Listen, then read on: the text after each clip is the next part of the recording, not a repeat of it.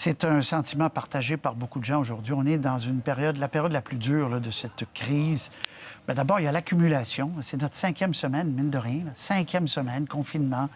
Alors, il y a des gens qui sont tannés, il y a des gens qui n'en peuvent plus, etc. Bon, il y a ça. Et il y a le nombre de morts qui s'accumule. Québec, par exemple, aujourd'hui, c'est la plus grosse augmentation. Donc, 630 morts actuellement, 630 décès. On a eu 1000 cas de plus par rapport à hier. Les hospitalisations, ça va. Là. C'est en dessous du seuil de 7 qui est un peu la cible, donc avec 1018 personnes. Et il y a même moins de gens aux soins intensifs aujourd'hui qu'il n'y en avait hier. Mais c'est les gens qui meurent, essentiellement dans les CHSLD. Dr Carl Weiss, président de l'Association des médecins microbiologistes, est avec nous. Dr Weiss, bonsoir. Bonsoir, Patrice. J'ai fait sortir quelques chiffres. Bien sûr, la crise n'est pas terminée, alors il faut prendre ça avec un recul, des pincettes, mais le taux par 1 million d'habitants, le taux de décès par 1 million d'habitants, vous voyez le Québec qui est quand même assez élevé. On s'éloigne des taux les plus bas de l'Allemagne, qui est 46, et des autres pays. Alors, vos vues là-dessus, là? Ben, écoutez, c'est sûr qu'au Québec, on est en train d'avoir un problème au niveau des CHSLD, de nos aînés. On est à peu près 23 de la population canadienne. On a plus de 50 des décès. On augmente encore de façon soutenue dans nos décès si on se compare aux autres provinces.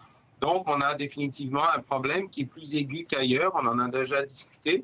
C'est pour ça que quand on disait, ben, on est peut-être arrivé au sommet de la courbe, etc., on n'est pas vraiment arrivé au sommet de la courbe. Il y en a encore à monter. Puis après ça, il y a un plateau. Il ne faut pas oublier qu'on a un sommet puis un plateau. Alors, ça, c'est le premier point. Le deuxième point, oui, on est, je dirais, pire, entre guillemets, que dans les autres provinces canadiennes. On n'est quand même pas l'Italie, on n'est quand même pas l'Espagne, on n'est quand même pas la France, qui, même avec des taux ajustés, on a des taux beaucoup plus bas. Et il y a des pays en Europe auxquels on pourrait se comparer, par exemple la Suisse ou la Belgique, qui ont des populations, on va dire, relativement similaires, mais qui font moins bien que le Québec en termes de décès. Il y a des pays, par contre, comme d'autres pays dans le monde, comme la Nouvelle-Zélande, l'Autriche, Israël, qui, eux, ont des populations aussi similaires au Québec, mais qui font mieux. Et on avait donné l'exemple du Portugal aussi, qui a une population un peu plus grande que le Québec, mais qui fait relativement mieux aussi. Donc, on n'est certainement pas les meilleurs, mais on n'est certainement pas les plus pires non plus. Puis il ne faut quand même pas non plus se tirer continuellement dans le pied en se disant, ben regardez, rien ne fonctionne.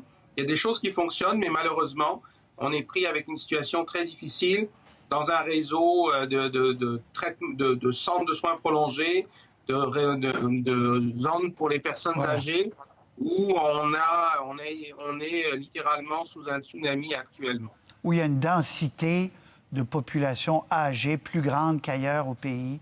Donc, dans ces centres, où il y a les centres plus nombreux au Québec qu'ailleurs au pays. Donc, ça explique ces données-là. Par ailleurs, je veux quand même vous entendre sur cet appel qui a été fait hier par M. Legault à vos collègues médecins spécialistes. Où vous en êtes dans votre réflexion là-dessus? Ben, écoutez, ça, c'est un avis très personnel. D'abord, en ce qui me concerne, à moi et ma spécialité. Non, là, pas vous. Non, pas moi, mais je parle pas de moi. Je parle des médecins microbiologistes, infectiologues du Québec. On est 220. On a répondu à l'appel depuis très longtemps. On travaille sans arrêt partout. Mes collègues de beaucoup de spécialités sont aussi au front comme nous et travaillent extrêmement fort. Il faut saluer tous mes collègues urgentologues, intensivistes, pneumologues, cardiologues. Et vous savez, j'ai beaucoup de mes collègues qui se sont portés volontaires à nous aider. J'étais sur des étages avec une collègue rhumatologue et un collègue cardiologue et un résident en ORL qui est venu nous aider. Donc, ce que je veux dire, c'est qu'il y a déjà une forme d'entraide importante de la part des médecins spécialistes. Beaucoup de nos collègues dans les spécialités chirurgicales sont venus nous aider. Nous, on est disponibles et on est là encore pour aider, pour aller partout. Vous avez vu qu'il y a plus de 2000 spécialistes qui ont répondu en même pas 24 heures pour aller dans les CHSLD. Vous savez, avant d'être médecin spécialiste, on est médecin. Puis avant d'être médecin, on est tout simplement des simples citoyens qui veulent aider son prochain. Alors, on est là pour aider le plus possible. Vous savez, la raison pour laquelle on m'a demandé pourquoi je suis rentré en médecine, ben, c'était surtout pour aider les gens. Vous savez, moi, je voulais aller dans une spécialité, un domaine plus scientifique, plus en mathématiques ou en physique, mais j'avais aucun intérêt parce qu'il n'y avait aucun intérêt humain là-dedans. J'ai rien contre les mathématiciens et les physiciens du tout. Non, on a compris. Mais c'est juste qu'il n'y avait pas l'aspect humain qui est en médecine.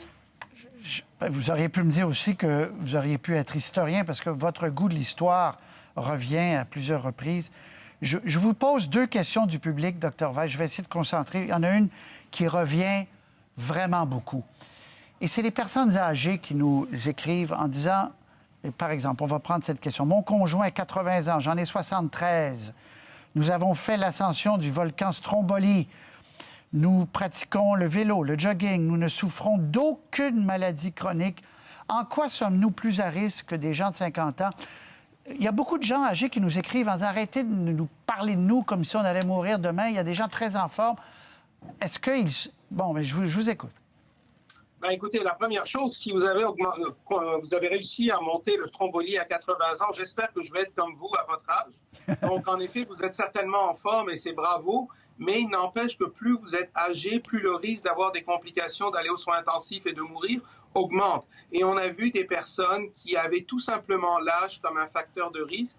Il y a peut-être des explications qui ressortent au point de vue de récepteurs pour le virus au niveau pulmonaire.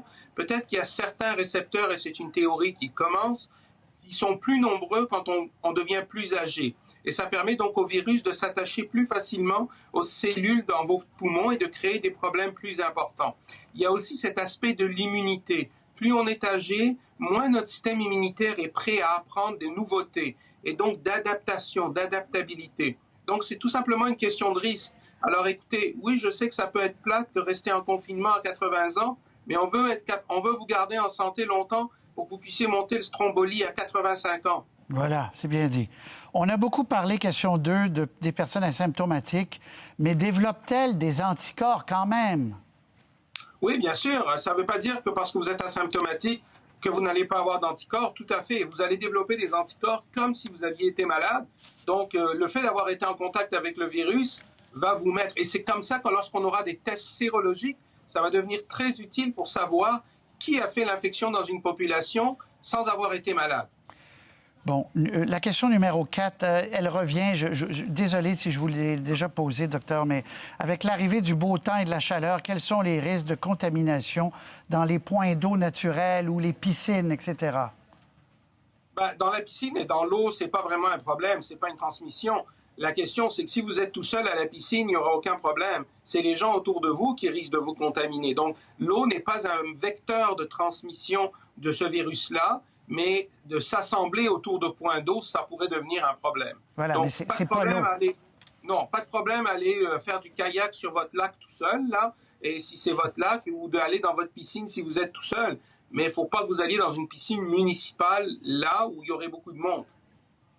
Très bien. Et puis, une question d'un enfant, Sacha, 7 ans.